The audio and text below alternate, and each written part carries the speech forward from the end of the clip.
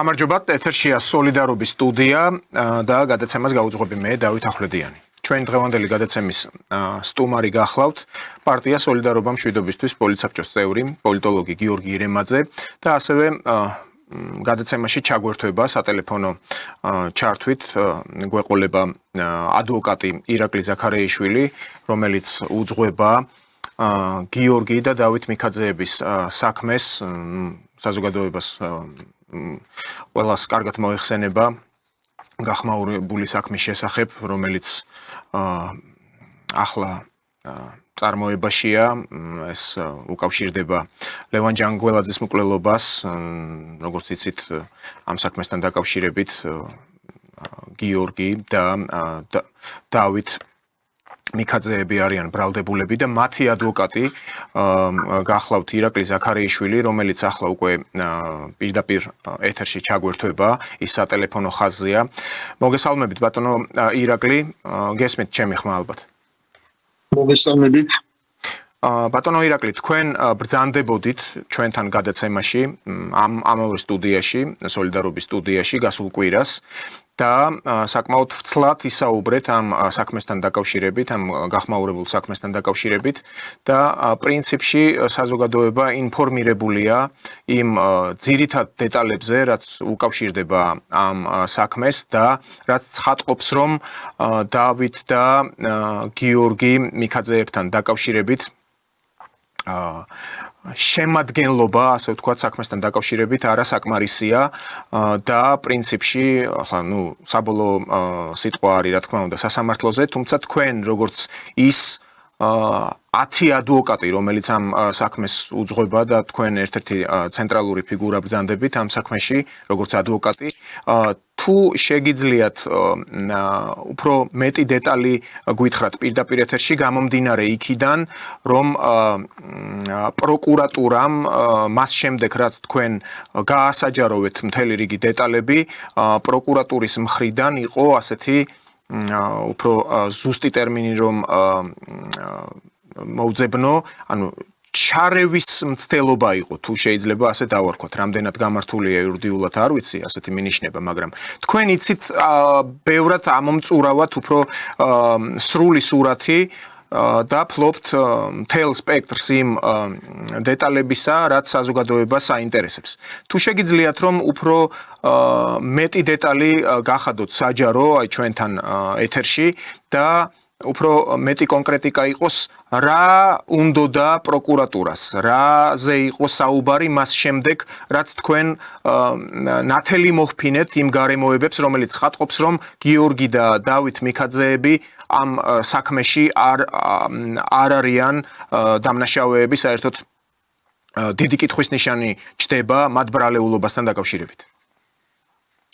მოგახსენებთ, მას შემდეგ, რაც თქვენთან ვიყავი ეთერში და საზოგადოებას გავაცნეს საქმის გარემოებები, დავით და გიორგი მიქაძის უდანაშაულობის თაობაზე, რომ მათ ცილისწამებით აქვს წარმოებული ბრალდება და სრულიად უდანაშაულნი არიან და ვისაუბრეთ გარემოებებზე, გადაწყვიტა პროკურატურამ, რომ ამათი ფორმით ჩემზე განახორციელებინა ეწოლა ჩემი გაშრომების მიზნით.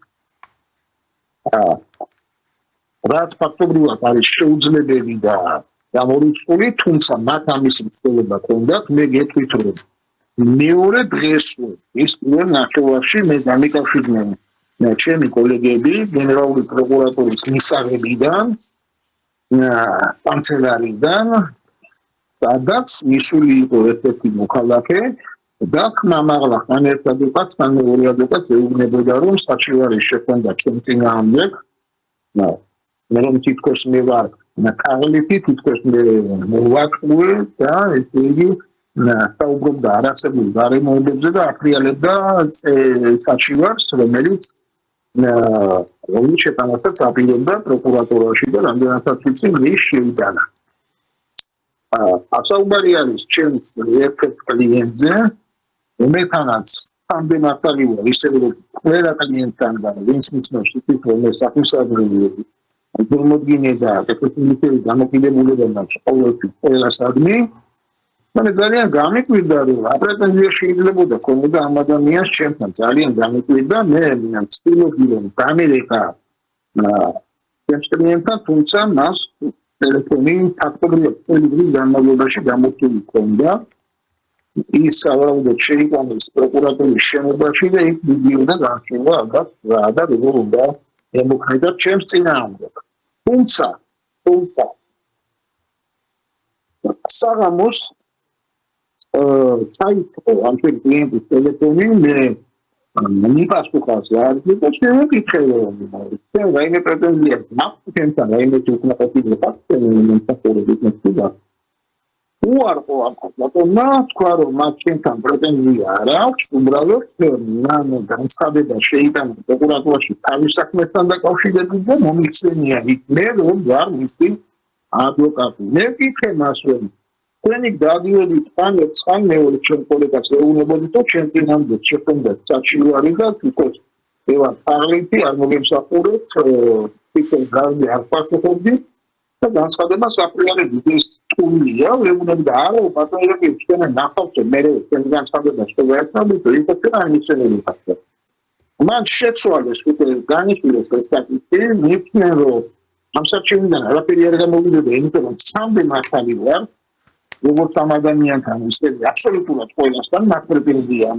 რა ესე თქვა რომ მე ადამიანთან ისე პროფესიონალ პონია ცხოვრებაში ვიღებ იყო მართალი და ვარ მართალი არავინ არ მომიტყუებია არაფერი არასოდეს კატამიტმებია სწორდაპირება არ მიმიცია და მადლობის გარდა არაფერი არ მიმიღია არავისგან არავის ეთქობა მიფიქრე პროკურატურაში რომ ამ საქმიდან არაფერი არ გამოვა და მათვე დააზარალებდა ეს წინააღმდეგ უკან სამართალწარმოება და აგრეთვე ძალიან ცუდად ჩანდა რომ ერთ დღეს ადამიანმა ამწინა გამოძიება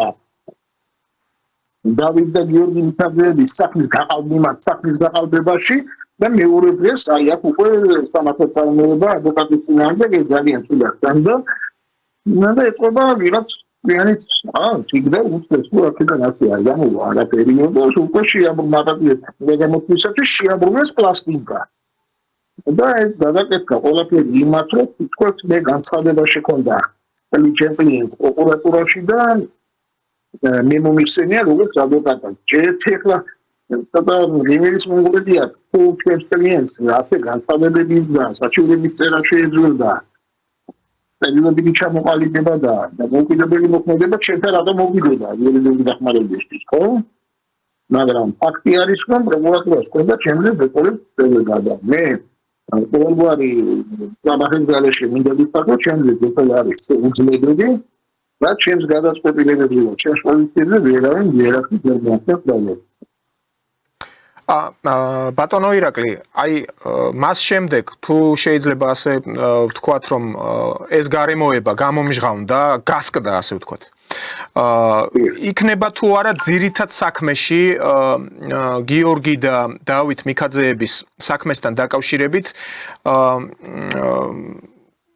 მიიჩნევა თუ არა ეს გარემოება თქვენს მიმართ ზეწოლის მცდელობა ჩვენ ვიცით რომ უზენაესი სასამართლოს გადაწყვეტილებით მოსამართლეს აქვს უფლება მოიძიოს ყველა გარემოება და ის სწორედ აი ამ გარემოებაზე მაქვს საუბარი თუ შეიძლება რომ თუნდაც აი ამ ზეწოლის მცდელობამ პროკურატურის მხრიდან თქვენს მიმართ როგორც ამ საქმის ადვოკატის იქონიოს ზეგავლენა თავად საქმეზე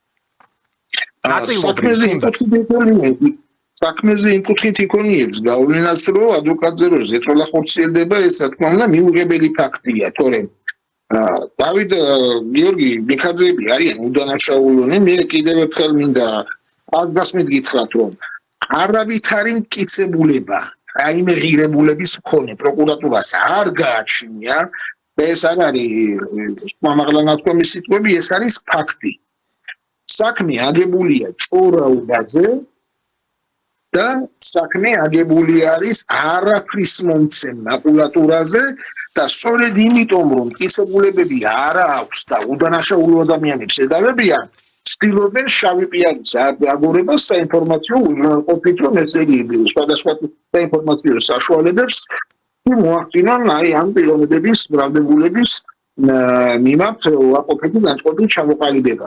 აი ეს აქვს მიზანი. ინცებულება რო არა შავპიარდიან გადასულები. სხვა მაგ საქმეში არაფერი არ არის ჩვენებო. დიდი მადლობა გადაცემაში ჩართვისთვის, მონაწილეობისთვის და იმ ინფორმაციისთვის, რაც თქვენ ახლა გააჟღერეთ. წარმატებებს გისურვებთ, როგორც საქმიანობაში, ასევე ამ საქმესთან დაკავშირებით.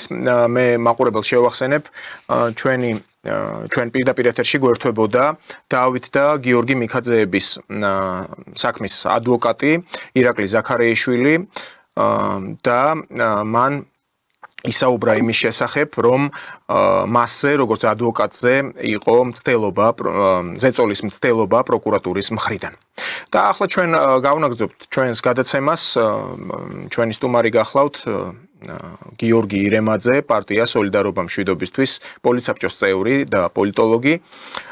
მოგესალმებთ გიორგი, მადლობა რომ გვეწვიეთ დღეს გადაცემაში. საკმაოდ ბევრი და საინტერესო მოვლენები ხდება მსოფლიოში ამ რთულ დროში, ასე ვიტყოდი. საკვანძო თემა არის დაძაბულობა დასავლეთსა და რუსეთს შორის.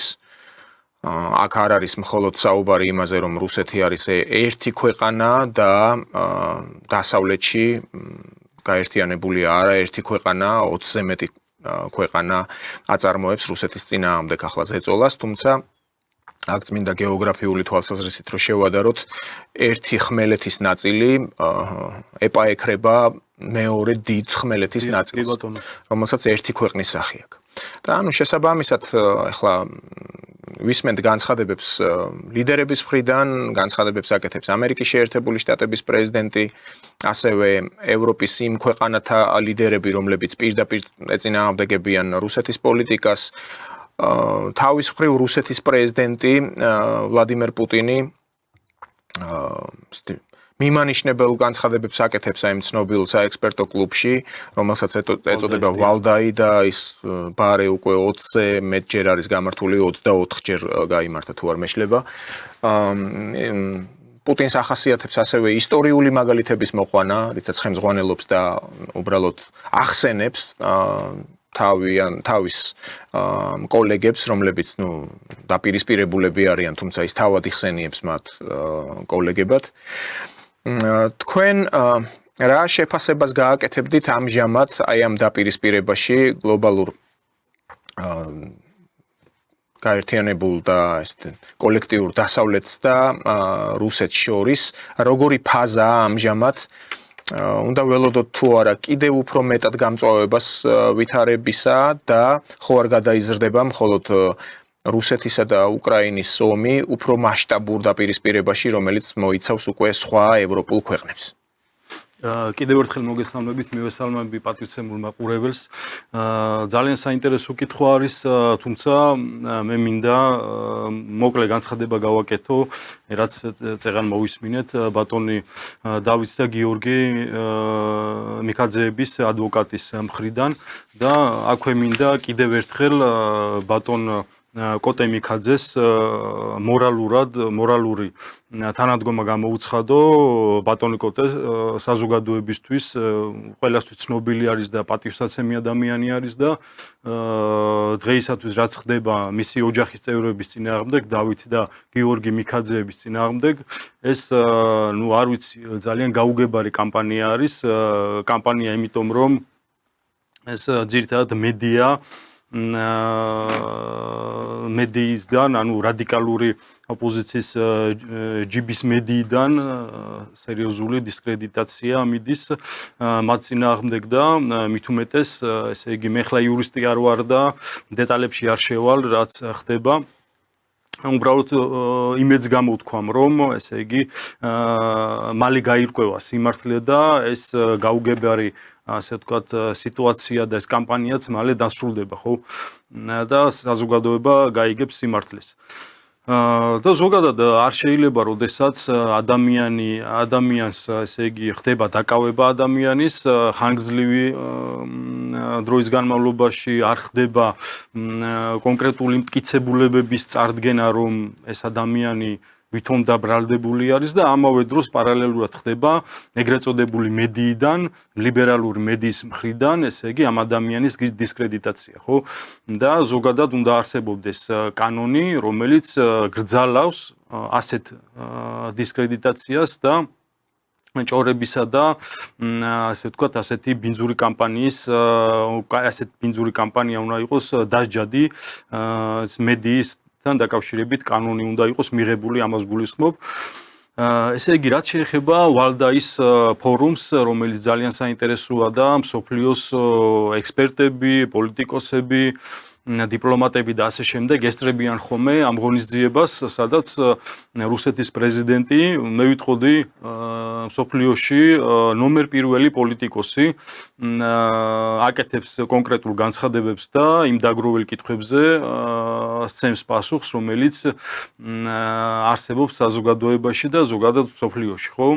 მათ შორის რუსეთ-ამერიკის ურთიერთობებთან დაკავშირებით, მათ შორის ამ კონფლიქტებთან დაკავშირებით და ასე შემდეგ და ესე იგი ყველაზე აღსანიშნავი განცხადება ვლადიმერ პუტინის მხრიდან იყო ის, რომ ესე იგი ევროპელი ლიდერები, რომლებიც ესე იგი აჟღერებენ ინფორმაციას, რომ თითქოს მათ ესე უნდათ რომ წარმოიდგინონ, რომ რუსეთი ასე ვთქვათ, აპირებს ვითომ და თავდასხმას ევროპაზე, მას შემდეგ რაც დასრულდება უკრაინის მოვლენები. და ამაზე თქვა ბატონმა ვლადიმერ პუტინმა, რომ ეს არის სრული სისულელეა და ვინც ამას აკეთებს, ის ან მიზანმიმართულად ამბობს ამ ტყუილს და მოსახლეობა, საკუთარი მოსახლეობა შეყავს შეცდომაში გარკვეული მიზნების გამო და ამაზე მე ჩემს აზრს ვიტყვი, რატოც აკეთებენ ამას და მეორე ის, რომ არ არიან კომპეტენტურები და მით უმეტეს ეს არის მათთვის დიდი პრობლემა, ხო? და ეს ასეთი საინფორმაციო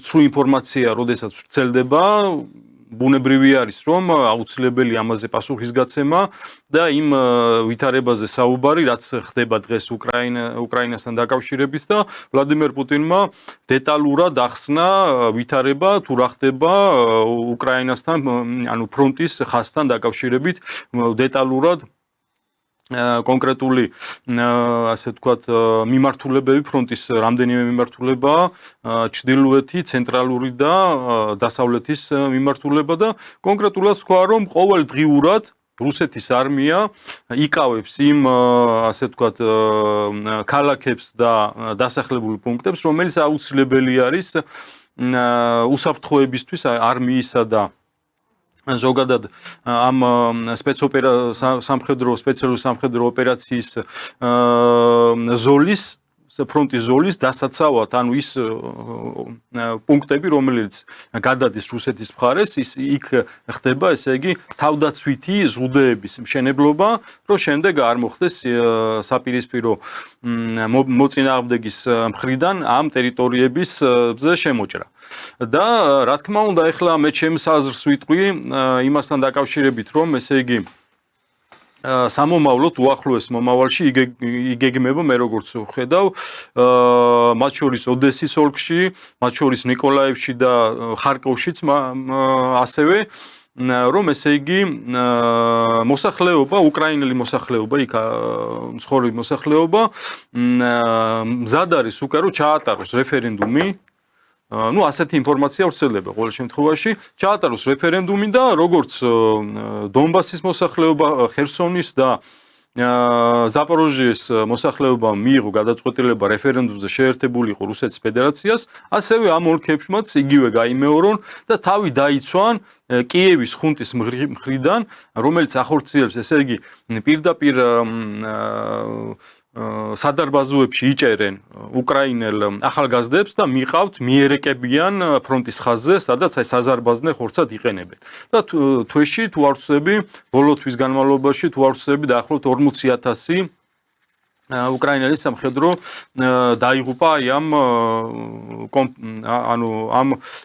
მოკლევადის განმავლობაში, ხო? და ეს იმაზე მიუთითებს, რომ უკრაინის არმია არავითარი მომზადებას არ გადის და მათ იყენებენ როგორც ერთჯერადად როგორც საზარბაზნე ხორცად და ეს ხორციელდება ბრიუსელიდან, ვაშინგტონიდან და მით უმეტეს ახლა როდესაც უკვე გადავიდნენ, ესე იგი, ვცელდება ესეთი ინფორმაცია, რომ ტომაჰავკებით მომარაგება მოხდება, ჰიმარსები და სხვა სარაკეტო კომპლექსები ადრეც გამოიყენებოდა და მე მოგეხსენებათ შარშანაც წელსაც ვიყავი დონბასში, შარშან ვიყავი ლუგანსკის ოლქში და სანამ ჩვენ მოვინახულეთ იქ, ასე ვთქვათ, კიევის მხრიდან დაბომბილი სამშვიდობო ობიექტები, მათ შორის საცხოვრებელი სახლები და სანამ ჩვენ ჩავიდოდით რამდენიმე დღით ადრე, ჰიმარსის ტიპის რაკეტა მოხვდა საცხოვრებელ სახლს, 6 სართულიან სახლს და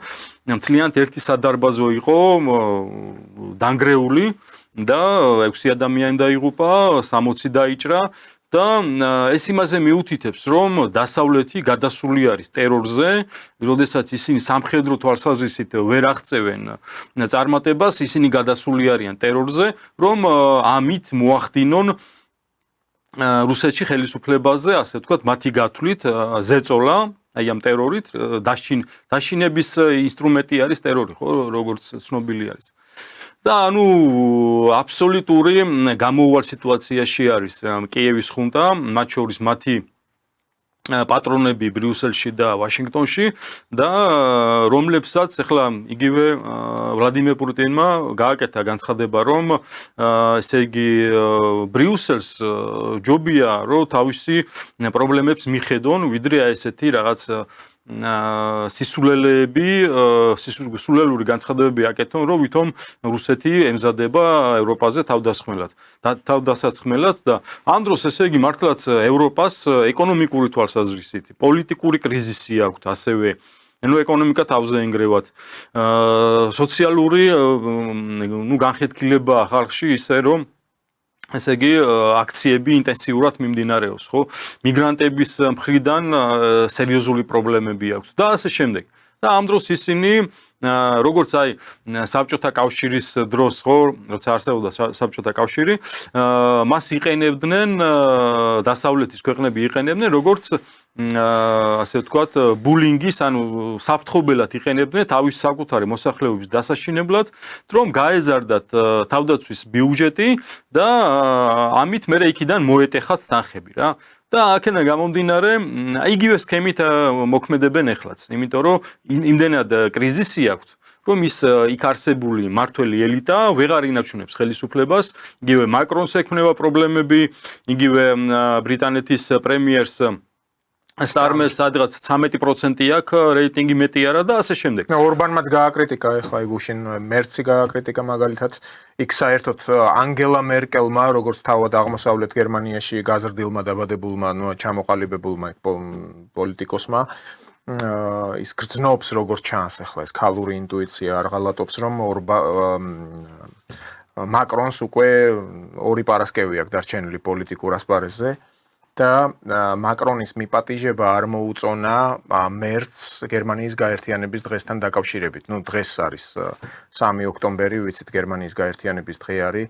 მართლაც გამოვიყენებ ეთერს და გერმანელებს მიულოცავ ამ დღეს მათთვის ახლა მნიშვნელოვანი თარიღია ერთიანი გერმანია, თუმცა არ უნდა დაგვავიწყდეს როგორ ხდებოდა ეს ყოველივე. ანუ ეს გერმანიის გაერთიანების პერიპეტია. ბატონო დავით არ დაგვავიწყეს გუშინ ესე იგი გერმანიის საგარეო საქმეთა სამინისტრომ დაიბარა საქართველოს ელჩის მოვალეობის შემსრულებელი და ასე ვთქვათ საყვედურები და იქიდან გამომდინარე რომ აქ საყვედური უთხრეს გერმანიის ელჩს ძალიან ასე ვთქვათ იმის გამო რომ ის აგრესიულ პოლიტიკას ეწევა საქართველოში, ანუ პოლიტიკაში ერევა შიდა საქმეებში და აქედან გამომდინარე ელჩი არღვევს მათ შორის ვენის კონვენციას. არა, ეს თქვენ ახლა საუბრობთ, როდესაც ის თბილისში დაიბარეს საგარეო საქმეთა სამინისტროში. დიახ, ამის საპასუხოდ დაიბარეს. იქრწმუნებული საქართველოს ამის საპასუხოდ ზუსტად. გერმანიის ბერლინში საგარეო უწყებაში. ანუ მიდის კონფრონტაცია, ასე ვთქვათ. გასაკვირველია. ისე არის კიდევ ერთი მომენტი, ახლა კლასიკური გაგებით, რა თქმა უნდა, დიპლომატიური წარმომადგენლობა, საელჩო, ელჩი აწვდის ინფორმაციას იმ ქვეყნიდან, სადაც ის იმყოფება, და ანუ რეზიდენტად იმყოფება, ასე ვთქვათ, რეზიდენტი ელჩი და ამით უკვე საგარეო უწყება ხელმძღვანელობს თუ რა მოიმოქმედოს იმ კონკრეტული ქვეყნის მიმართ, სადაც მას ყავს წარგზავნილი სრულუფლებიანი და საგანგებო ელჩი. მაგრამ ახლა ჩვენ თუ დავაკვირდებით ჩვენს ვითარებას და ზოგადად სხვა ცივილიზებულ ქვეყნებს გულისხმობ, რა თქმა უნდა. თუმცა არ ვიტყოდი, რომ უფრო ძლიერ ქვეყნებს, როგორიც არის თქვათ ჩინეთი, რუსეთი ან ამერიკის შეერთებული შტატები ამის პრობლემა ჰქონდეთ. აი რაცაც მე ხაზი გაუსვი. ზუსტად საელჩოს თანამშრომლები ელჩი არიან პასუხისგებელი, რომ მიაწოდონ ის ამომწურავი ინფორმაცია, როდესაც იგზავნება ესეთ რეპორტები, ხო, ჩანაწერები, რა ვითარება იმ ქვეყანაში, ამითი რა თქმა უნდა საგარეო უწყება ხელმძღვანელობს. მაგრამ აი თქვენ როგორ წარმოგიდგენიათ ახლა საქართველოს მხრიდან დანიშნული ელჩები? ხო, დაემორჩილებიან ცენტრს, ანუ დაწყებული პრემიერ-მინისტრიდან მთელ აღმასრულებელ ვერტიკალს. ზუსტად სწორედ ასეა გერმანიაში. ახლა ვინმე შეიძლება ფიქრობდეს, რომ ეს მოქმედი ელჩი აქ აწვდის იქ, ну, რა თქმა უნდა, აწვდის ინფორმაციას, მაგრამ ის რომ აი ეს გერმანიის საგარეო საქმეთა სამინისტრო იბარებს საქართველოს წარმომადგენელს, ეს აპრიორი მეუთითებს იმაზე, რომ თავად გერმანიის სახელმწიფოს აქვს თავისი წარმართული პოლიტიკის გამო, აი ესეთი დღევანდელ დღეს ესეთი ანტაგონისტური დამოკიდებულება და მოდის ეს კრიტიკა და მწვავე განცხადებები, ვთქვათ, თუნდაც საქართველოს მიმართ. აქ მე სწორედ იმას უსმევ ხას, რომ თავად გერმანიას აქვს არჩეული ახლა ესეთი პოლიტიკა. იმიტომ აკრიტიკებენ მაგალითად ორბანი აკრიტიკებს მერცს, იმიტომ რომ არ მოწონს. იქ იყო კიდე საუბარი იმაზე, რომ რიგითი გადასახადის გადამხდელებიდან იღებენ ფულს, რომ უფრო მეტი მოხდეს ამ თანხების გადარიცხვა შეერაღების გაძლიერებაში, მესამე ქვეყანაში ბრძოლისთვის დასახმარებლად, იგივე უკრაინის დასახმარებლად.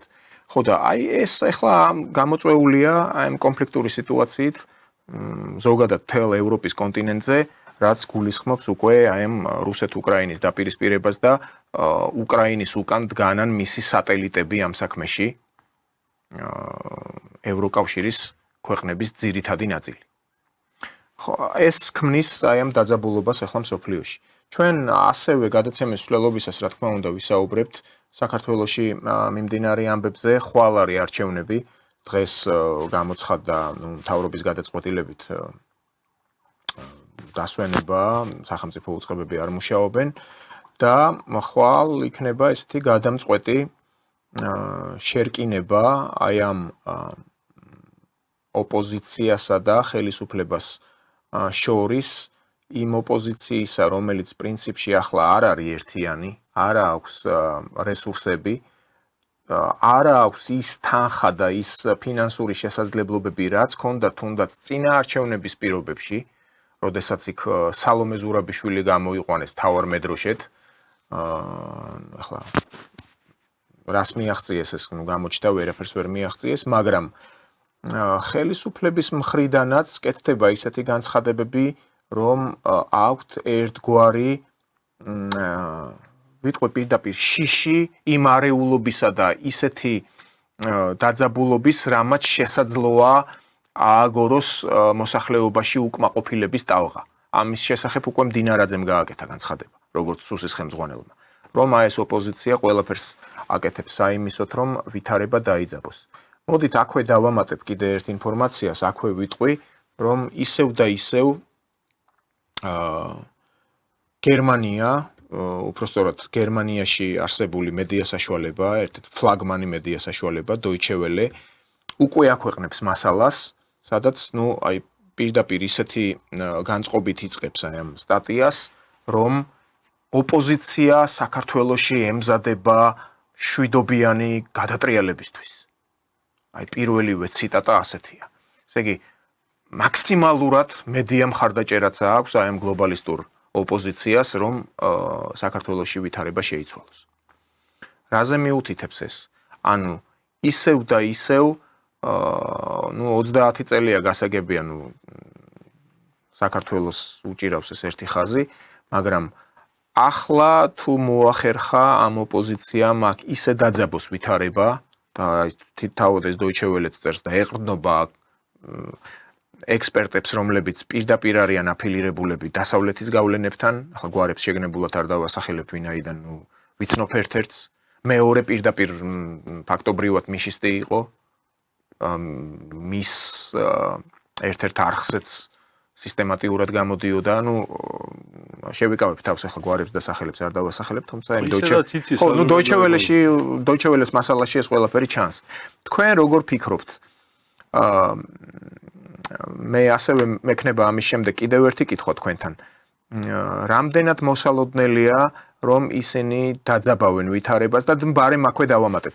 აი მამუკა არეშიძე ერთ-ერთი ადამიანი, რომელიც საკმაოდ ინფორმირებულია, ჩახედულია, აქვს თავის წყაროები, პირდაპირ ამბობს, რომ შესაძლოა საკმაოზე მეტად გართულდეს მდგომარეობა, რადგან მას მოსდის ინფორმაციები, რომ შესაძლოა აგორდეს ისეთი ტალღა, რაც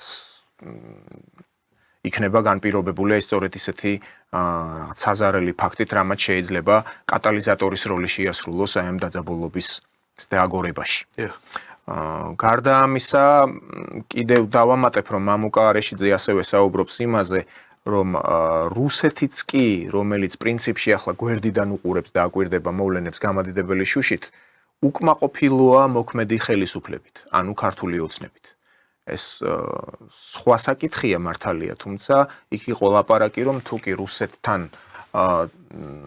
დაიწყებოდა დიალოგი, არ იყო გამორიცხული, რომ კონფლიქტური რეგიონები აფხაზეთი და სამხრეთ ოსეთი შემოსულიყო როგორც კონფედერაციული ნაწილები საქართველოსთან, თუ რა თქმა უნდა მოსკოვთან თბილისი დაიწყებდა ლაპარაკს. და ამაზე ქართულმა ოცნებამ უარი განაცხადა. ნუ ეს ჩემი სიტყვები არ არის, ამას მამუკა არეშიძე საუბრობს ამის შესახებ. ესმის. იცით რა არის? კი, მეც გავეცანი ამ განცხადებას და ნუ თავდაპირველად ვიტყვი, რომ ესე იგი მე არ ვიცი საიდან მიიღო ეს ინფორმაცია ბატონმა არეშიძემ, როგორც ვიცი, ის რუსეთში ბოლოს იყო პანდემიამდე.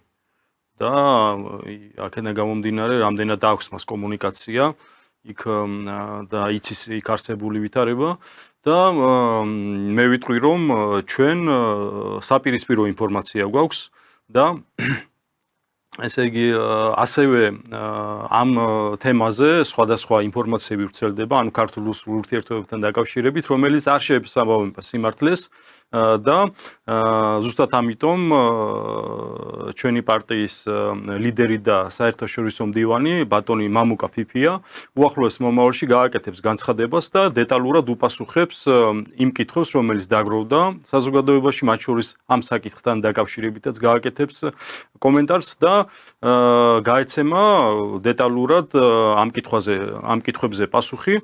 მოგეხსენებათ ახლა ბატონი არეშიძესგან განსხვავებით, ბატონი მამუკა ფიფია იქ მოსკოვში, ესე იგი უმაღლესი ხელისუფლების წარმომადგენლებთან, პირველ პირებთან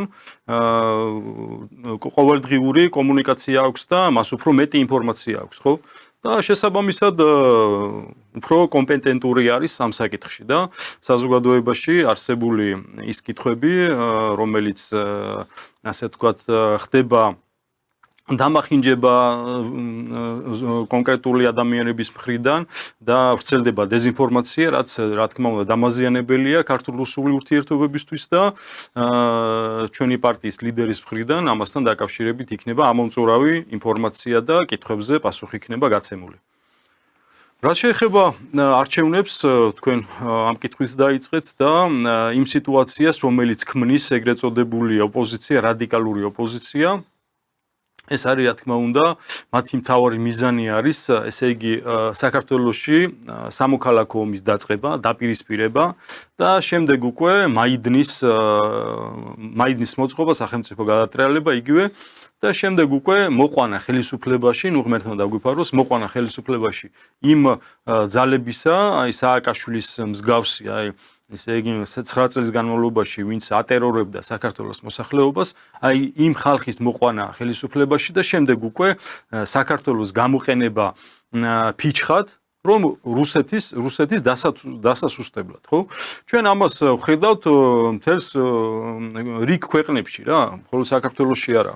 აგერ უკრაინა ნათელი მაგალითია ამისი, აგერ მოლდოვეთში ჩატარდა არჩევნები და არჩევნების პარალელურად დასავლეთი და კონკრეტული სტრუქტურები ამზადებდნენ ესე ვთქვათ სამხედრო ოპერაციას, თუ არ ვსები შეჭრის ოპერაციას იქ პრედნესტროვის ტერიტორიაზე და შემდეგ უკვე მოლდოვის იმდენად გამარგინალება და ნუ შეიძლება რუმინეთს შეერთებოდა მოლდოვეთი და გადაქცეულიყო ეხლაც არის, მაგრამ უფრო რადიკალური ფორმით გადაქცეულიყო ანტი-რუსულ სახელმწიფოდ.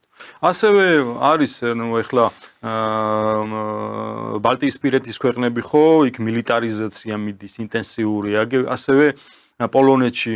პოლონეთთან დაკავშირებით პუტინმა საკმაოდ საინტერესო ისტორიული მომენტი გაიხსენა მეორე მსოფლიო ომის დაწყების დროს, რა შეცდომები დაუშვა პოლონეთმა. ამ შეცდომებში იგულისხმებოდა ის, რომ როდესაც სუდეტებს ეხებოდა საკითხი და ჩეხოსლოვაკიაში უკვე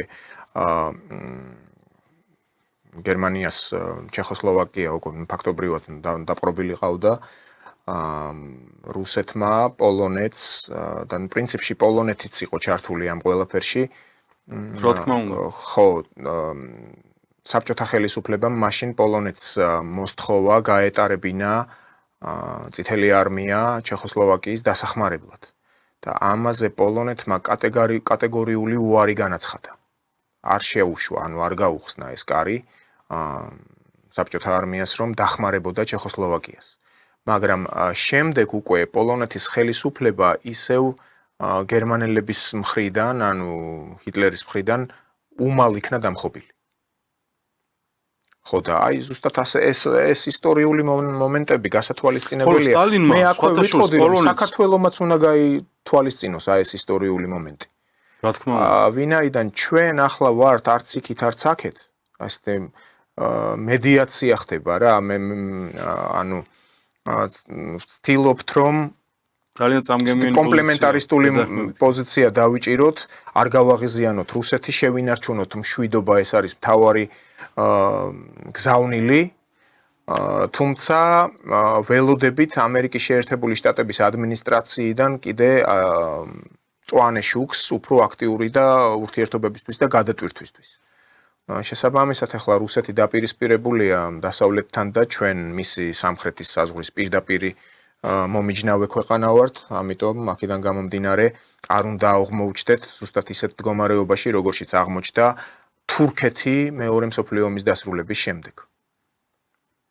ხო და აი ეს პოლონეთის მაგალითი ვფიქრობ, რომ საკმაოდ კარგად ასახავდა იმ რეალურ სურათს, თუ რითის უნთქავენ არა მხოლოდ პოლონეთში, არამედ თავად უკრაინაშიც, მიუხედავად იმისა, რომ ახლა ბრძოლობენ. ის უკრი, რომელიც ახლა ღრმა პატრიოტული ძალიან მრავალრიცხოვანი პოლონური უკვე არმიის ქვედანაყოფები იბრძვიან, როგორც დაქირავებული მეომრები. ანუ ძირთადად პოლონელები არიან დამრტმელი ძალა დღეს უკრაინელების მხრიდან, იმიტომ რომ უკრაინის არმია აბსოლუტურად არ არის მომზადებული და იქ როგორც კი იჭერენ აი სადარბაზოებში, რაც წეგან თქვი, უკრაინის ახალგაზრდებს იჭერენ და პირდაპირ ფრონტზე ისვრიან. არავითარ მომზადება არ მიდის და იქ ხვდებიან პოლონელი სამხედროები, უტარებენ ასე ვთქვათ ძალიან მცირე რამდენიმე დღიან ინსტრუქტაჟს და უშვებენ პირდაპირ ფრონტზე. და აქედან გამომდინარე პოლონეთი უკვე ჩართული არის ირიბად ჩართული არის ამ კონფლიქტში და მით უმეტეს ახლა თუ ტომაჰავკის ტიპის რაკეტების გადაეცემა კიევს, ხო, ეს უკვე იქნება იმის მაჩვენებელი, რომ დასავლეთი შეერთებული შტატები პირდაპირ ერთვება ამ კონფლიქტში. ახლა ტრამპი ყოველ დღე ცვლის გადაწყვეტილებას, როგორც ესე იგი სიტუაციის მიხედვით, რა, თუ გაუჭირდება იმ იგივე გარე პოლიტიკის მხრივ თუ გაუჭირდება, ერთვება უკრაინის ახლა იმასაც ამბობს, რომ თავარია თავი გადავირჩინო ამათ ხელში, ანუ დემოკრატებს გულისხმობს. ხო, რა თქმა უნდა, ეხლა შატდაუნი იყო, მოგეხსენებათ შატდაუნი შეერთებულ შტატებში 1980-იანი წლებიდან 14 ჯერ მოხდა. ასევე ბოლო წლებში 2013-ში და 2019-ში მოხდა და ესე იგი გაგრძელდა ერთი თვე. ну შატდაუნი ახლა ცნობისთვის ვინც არ არის საქმის კურსში არის ესე იგი ჩინოვნიკები ანუ სენატმა კონგრესმა ვერ მიიღო ბიუჯეტი და აქედან გამომდინარე ჩინოვნიკები დაახლოებით 100,000-ზე მეტი ჩინოვნიკი მიდის უხელფასო შვებულებაში. ну ერთი თვე, ორი თვე რამდენიც გაგრძელდება და მთავრობა არ ფუნქციონირებს. ანუ სახელმწიფო ნაწილობრივ პარალიზებულია, ხო? ეს მივანიშნებს იმაზე, რომ შეერთებულ შტატებში ძალიან სერიოზული კრიზისია, რაზეც წინა გადაცემაშიც დეტალურად ვისაუბრე და ესე იგი ტრამპს არავითარი ასე ვთქვათ პერსპექტივა არ აქვს იმისი, რომ თუ უკრაინის დახმარებას გააგრძელებს, ის ძალიან სერიოზულ ბუმერანგის პრინციპით მიიღებს პასუხს, როგორც ვლადიმერ პუტინი ამბობს ხოლმე, ასიმეტრიული პასუხი რა, ისეთი პასუხი, რომელსაც ასე ვთქვათ არ მოელოდება იგივე ტრამპი, ან იგივე ბრიუსელის ბიუროკრატია და შესაბამისად დასავლეთი აი ცუგსვანგის მდგომარეობაში არის ნებისმიერი სვლა მათ წინააღმდეგ მოქმედებს და ეს იქამდე მივა რომ დასავლეთი როგორც აი ესე იგი პოლიტიკური გაერთიანება და სისტემა ჩამოიშლება. ეს შესაძლებელია წლის ბოლომდე მოხდეს, ჩემი აზრით ან იქნება რაღაც შეიძლება კონფლიქტშიც გადაიზარდოს, ანუ ახლო აღმოსავლეთს გულისხმობ, ან კიდევ ეკონომიკური ისეთი კრიზისი იქნება შტატებშიც და ევროკავშირშიც, ну არის უკვე კრიზისი, მაგრამ მე ვგულისხმობ იმ კრიზისს, რომელიც ესე იგი ერთიანად ჩამოშლის ეკონომიკურ სისტემას. ახლო აღმოსავლეთთან დაკავშირებით, მათ შორის ვლადიმერ პუტინმა განაცხადა, რომ ესე იგი ღაზას სექტორში სავარაუდოდ იქნება, ну ეს ადრეც გაჟღერდა ეს ინფორმაცია დასავლეთის მხრიდან, რომ ტონი ბლერი იქნება საერთაშორისო ადმინისტრაციის, გარდამავალი ადმინისტრაციის ხელმძღვანელი და ის უხელმძღვანელებს, ასე ვთქვათ, პროცესებს ღაზას სექტორში და მოგეხსენებათ, ესე იგი ნათანიაჰუ, რომელიც ანტიიზრაელის პოლიტიკას, ანუ იმ პოლიტიკას აწარმოებს, რომელიც მიმართულია თავად ისრაელის წინააღმდეგ. იგივე საკეთებს ზელენსკი, ხო? აი ეს ერთი პლიადა არის ზელენსკი, ნათანიაჰუ და ასე შემდეგ. და ესენი არიან მარიონეტები, რომლებიც ემსახურებიან არა ხალხს, არამედ კორპორაციებს, რომლის მიზანი მათ შორის, აი ვთქვათ, ბრიტანეთის ინტერესი არის, რომ მათ შორის ახლო აღმოსავლეთში იყოს ქაოსი, მართული ქაოსი და ეს მართული ქაოსი გამოყენებული იქნას იმისათვის, რომ გაძვირდეს ენერგომატარებლები, რომელიც მათ გადაკეტეს რუსეთიდან და ევროკავშირს ამყოფებენ, ასე ვთქვათ, ენერგო დეფიციტის პირობებში და ყიდიან რამდენჯერმე უფრო ძვირად იმ იგივე ნავთობს, გაზს და ასე შემდეგ, ვიდრე ეს არის რეალური ღირებულება, ხო, რასაც ყიდულობდნენ რუსეთიდან წლების განმავლობაში ევროპის ქვეყნები და ამაზე ჰქონდათ მათ ეკონომიკური ზრდა, მაგრამ ეს დღეს აღარ არის და ამას უკვე ხედავენ, თავად ევროპის მოსახლეობა კარგად ხედავს და მათ შორის ახლა ბოლო დღეებში ჩვენ ნახეთ ასევე როგორც ლონდონში, ასევე პარიზში, ბერლინში და სხვა ქვეყნებში მილიონობით ადამიანი გამოვიდა და გააპროტესტა ის მათ შორის სამიგრაციო პოლიტიკა, რომელიც მიმართული არის მოსახლეობის წინააღმდეგ. ხო? მათ შორის აი თუ არ ვცდები, ტრამპმა გააჟღერა გაეროში გამოსვლისას, რომ ესე იგი შეერთებულ შტატებში მიგრანტების, ესე იგი დანაშაულის სტატისტიკა დაახლოებით 52% დამნაშავეებიდან, ესე იგი მხოლოდ მიგრანტები არიან. ანუ მიგრანტებიდან მოდის საკმაოდ დიდი საფრთხე თავად დასავლეთშიც და დასავლეთში, რომელიც ცდილობს აი კონფლიქტების ორგანიზებას და ის მიგრანტები ზუსტად აი ახლო აღმოსავლეთიდან და უკრაინიდან მიდიან ევროპის ქალაქებში, ხო? და იქ ქმნიან პრობლემებს. ან უბრუნდებათ, როგორც ბუმერანგი, უბრუნდებათ ის დარტყმები სხვა ქვეყნებზე და მაიდნისა და ასევე ომების ორგანიზება, მათვე უბრუნდებათ როგორც ბუმერანგი, ხო?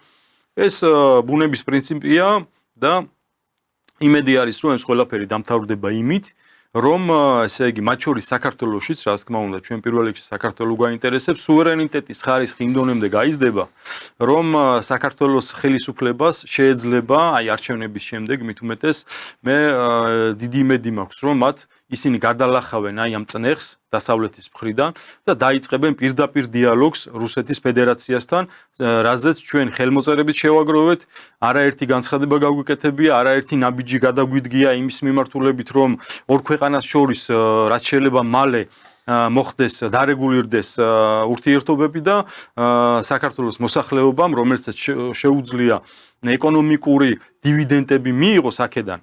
მათ შორის აი ესე იგი ჩვენ წინა გადაცემებშიც ვისაუბრე ამ საკითხთან დაკავშირებით, რომ ჩვენი პარტიის ლიდერი მამუკა ფიფია აპირებს შესაძლებელია უბრალოდ რომ მიმართოს ვლადიმერ პუტინს იმასთან დაკავშირებით, რომ მოხდეს საქართველოს მოქალაქეებისთვის, იმ მოქალაქეებისთვის, ვინც მაგალითად პირველი კატეგორია, ვინც საბჭოთა კავშირის დროს RSFSR-ის ტერიტორიაზე მუშაობდა, ასევე ჯარში მსახურობდა, მეორე კატეგორია არის ვინც ესე იგი საბჭოთა კავშირში მსახურობდა ჯარში და ასევე მუშაობდა და მესამე კატეგორია ვინც დაიბადა საბჭოთა კავშირში, აი ამ სამი კატეგორიის ადამიანებისთვის, საქართველოს მოქალაქეებისთვის მოხდეს გადმოცემა რუსეთის მოქალაქეობისა, ხო? ჩვენ ველოდებით რომ დაახლოებით 300,000 მსურველი იქნება ასეთი და ეს იქნება ძალიან დადებითი პოზიტიური ასე ვთქვათ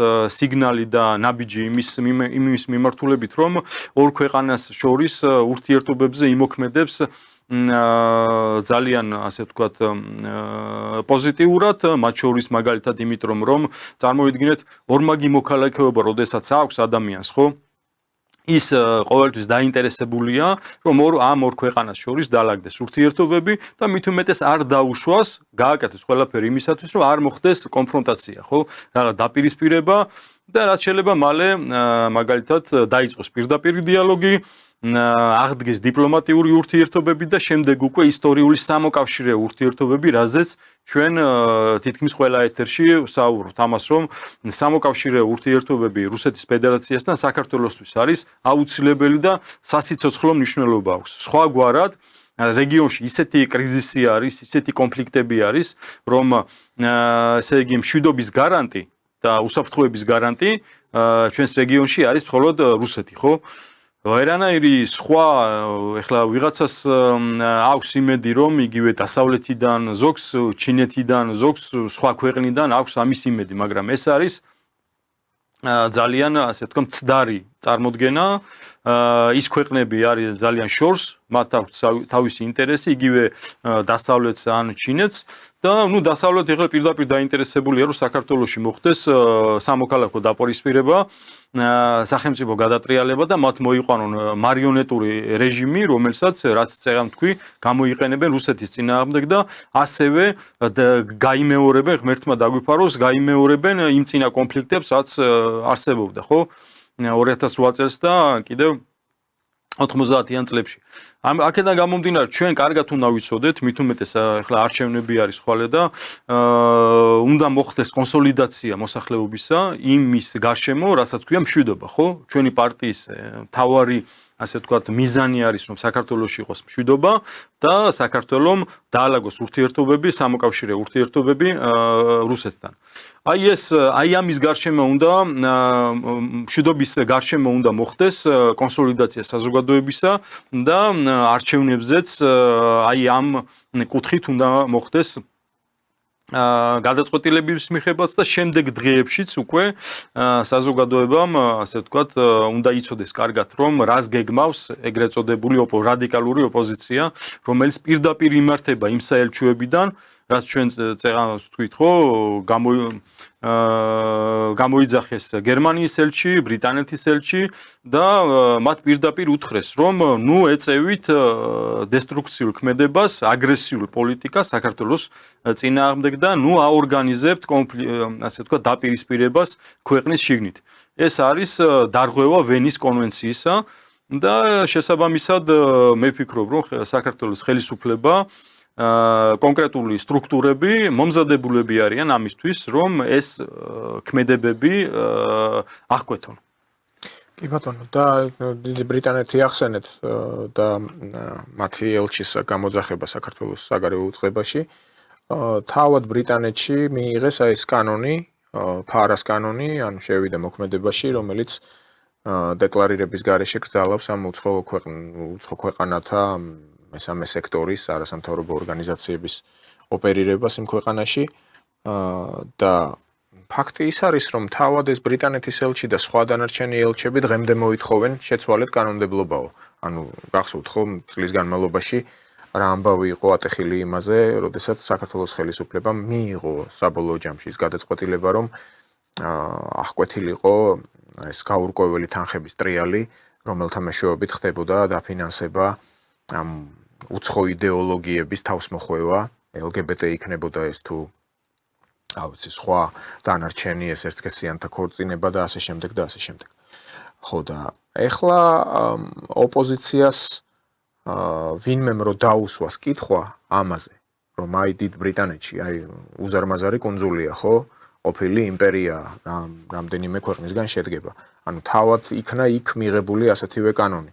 ანუ მაშინ იქ უნდა გამოსულიყვნენ ახლა იმ თავიანთი ყოფნით იქ ჩრდილოეთ ირლანდიაში და ეს უელსელები და ასე შემდეგ გამოსულიყვნენ სკოტები, შოტლანდიელები და დაეწყოთ იქ როგორც იმ ისტორიულ ფილმებში არის ხმლების ქნევა იქ ლორდთა პალატასთან, ანუ ხო წარმოუდგენელია უბრალოდ მართლა ოქსიმორონი არის. ხო და ისინი ჩვენგან დაბეჯითებით ითხოვდნენ სწორედ ამას, რომ გაგვეუქმებინა და ახლაც ითხოვენ ამ კანონის გაუქმებას. სად არის აქ ლოგიკა, ცოტა არ იყოს მართლა კითხვები ჩდება. თუმცა კი ხვალინდელი დღე ბევრს გადაწყვეტს, გამოჩნდება კიდე ამ პოლიტიკურ ლანდშაფტში იქნება თუ არა ცვლილებები, შემოვლენ თუ არა პოლიტიკურ ველზე, თუნდაც თვითმმართველობის ამ საკრებულოს მართვაში, სხვა ძალები, არჩევანი რა თქმა უნდა ხალხსია, ახლა მეც მივალ რასაკვირველია არჩევნებზე, თუმცა ერთ პოზიციაზე ვარ მთელი ამ 30 წლის განმავლობაში, რაც უკვე ანუ სრულწლოვნობის შემდეგ, რაც უკვე მომეცა საშუალება საკუთარი ხმა დამეფიქსირებინა, მაქვს ეს კონკრეტული გადაწყვეტილება, როდესაც დავინახავ, რომ ერთი ცენტრიდან არ იმართება სხვადასხვა პოლიტიკური ძალა, აი ამის შემდეგ შეიძლება მივიღო უფრო რაციონალური გადაწყვეტილება. შესაბამისად, ახლა ჩვენ დაველოდებით ვნახავთ თქვენი ის განცხადება, რომ რუსეთთან უნდა დაიწყოს პირდაპირი დიალოგი საქართველოს მთავრობამ, ხელისუფლებამ. ეს ჯერ კიდევ არ არის ნათელი რა პოზიცია ექნება ამასთან დაკავშირებით. ანუ ბუნდოვანია ჯერ კიდე.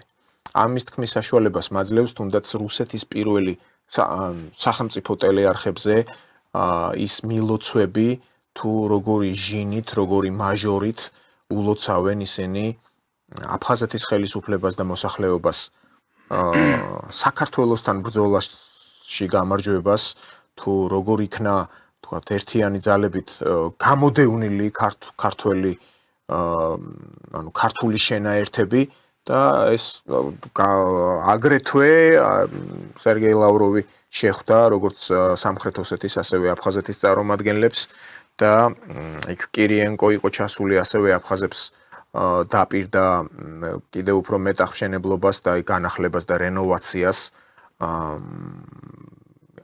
ითქვა იმის შესახებაც რომ უკვე 100,000 ადამიანს გასცდა პირდაპირ ავიარეისებით სოხუმსა და მოსკოვს და სხვა რუსეთის ქალაქებს შორის მიმოსვლა, ანუ აფხაზეთი რუსეთის თვალში იბრუნებს იმ ტურისტული მიმართულების აქტიურ ხას, ასე ვიტყოდი, რომელთაც რუსი ტურისტები ყოველთვის იყვნენ დაინტერესებული. შესაბამისად, ახლა ჩვენ საქართველოს მხრიდან თუ რაიმე ქმედითი ნაბიჯი არ გადაიდგა, ეს შესაძლოა დარჩეს ხმად მღაღადებლისა უდაბნოსა შინა. ანუ კიდე 20 წელი და 30 წელი თუ ვიძახებთ, რომ ამ კუთხით არის გადასადგმელი ნაბიჯები, ვიძახებთ, გავნაგრძობთ ამის ლაპარაკს და შედეგი არ იქნება.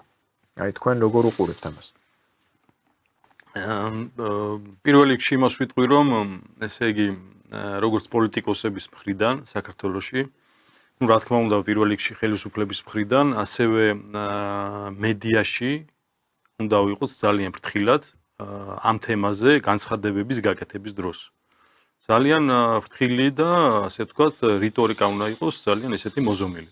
ეს ერთი. მეორე, ის რომ ესე იგი, როგორც მე წარმომიდგენია, როგორ უნდა წარიმართოს აი მოლაპარაკებები, ხო?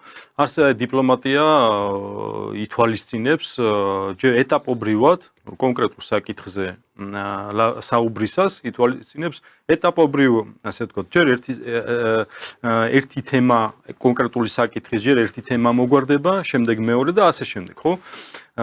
იზრდება არეალი. აქაც იგივე უნდა იყოს. ერთი ხელის მოსმით, რა თქმა უნდა, პრობლემა ვერ გვარდება ზოგადად და ჩვენ რაც უფრო მალე დავიწყებთ დიალოგს, მით უფრო საქართველოსთვის იქნება მომგებიანი და უფრო მეც მიიღებს საქართველო, ვიდრე ეს თუ გაიწელა დროში, ხო? ეს თუ გაიწელა სიტყვაზე რამდენიმე წელი, მით უმეტეს რამდენიმე ათეული წელი, ეხლა იქ ცხოვრება მიდის კაცო, შენ ვინ დაგელოდება, იქ ხალხი ცხოვრობს და იქ საჭირო არის ელემენტარულად ეკონომიკის განვითარება, ინფრასტრუქტურა, ელემენტარული წარმოების განვითარება, ხო? და არც სოხუმში, არც ცხინვალში თბილისს არ დაელოდებიან, ხო? როდის, ასე ვთქვათ, მოახერხებენ, უпростоრედ, გადალახავენ იმ დასავლეთის წნეხს და დაიწყებენ დიალოგს. აქედან გამომდინარე, ჩვენ თუ გვინდა რომ ეს საკითხი მოგვარდეს, უნდა ხელისუფლებამ უნდა გამონახოს რესურსი, არ ვიცი, ჩვენი პარტიაც ყველაფერს ვაკეთეთ, ბატონი მამუკა ფიფია ყოველ დღე ამ საკითხთან დაკავშირებით იმდენ შეხვედრებს მართავს და იმდენი რესურსი იხარჯება ამ მიმართულებით, ხო? რომ ამის არ გამოყენება და იმის თქმა, რომ ჩვენ გვაქვს ასე ვთქვათ არაღიარების ხო აქვს მთავრობას არაღიარების პოლიტიკას, ხო, რასაც აჯღერებენ ხოლმე. ეს არ არის, რაღაც დროში შეიძლება ლავირება გააკეთო, მაგრამ უნდა შეცვალო, ხო, ეს აზრი, ეს პოლიტიკა უნდა შეცვალო და გადახვიდეს სხვა ეტაპზე. ანუ პირდაპირ დიალოგზე, ხო? არა ბრიუსელის და ვაშინგტონის ჩარევით. არამედ პირდაპირ დიალოგი უნდა დაიწყო და იმ საკითხებზე საუბარი იგივე მაგალითად ნებისმიერი აი რეგიონში არსებულ ფორმატებში, ხო? 3+3 ფორმატი ექნება ეს თუ უბრალოდ იქ მოსკოვში ჩასვლა და დალაპარაკება საუბარი კონკრეტულ საკითხებზე. ამიტომ ეს ნაბიჯები უნდა გადაიდგას. მე არ ვიცი ახლა ამაზე მიდის მსჯელობა თუ არა ხელისუფლებაში ინტენსიური მსჯელობა თუ არა, მაგრამ იმედი არის, რომ ეს საკითხები განიხილება და კონკრეტული ნაბიჯები გადაიდგმება. ჩვენის მხრივ, ჩვენი პარტიის მხრივ, ჩვენ ყველაფერს გავაკეთებთ იმისათვის, რომ ამ პროცესს ხელი შეუწყოს და მოხდეს, ასე ვთქვათ, ასევე ძალიან პოზიტიური ინიციატივები, რაც ჩვენ მქონდა და რაც დავიწყეთ, ყველაფერი მივიყვანეთ ლოგიკურ დასასრულამდე და საზოგადოებამ დაინახა, რომ ჩვენ ვაკეთებთ იმას, რაც ქვია საქართველოს მოსახლეობის ინტერესების სამსახური და ეს არის მათ შორის, რაც წეღავ თქვი, საქართველოში მშვიდობის შენარჩუნება და რუსეთთან ურთიერთობების დარეგულირება. ეს არის ჩვენი მიზანი და ამას ჩვენ აუცილებლად მივიყვანთ ბოლომდე. მადლობა ეთერში სტუმრობისთვის. მე მაყურებელს შევახსენებ, ჩვენი სტუმარი გახდათ პარტია სოლიდარობა მშვიდობისთვის პოლიტსაბჭოს წევრი, პოლიტოლოგი გიორგი ირემაძე. ჩვენ შევხვდებით მომავალ კვირას 4 შაბათს 16 საათზე. მადლობა ყურადღებისთვის. ნახვამდის.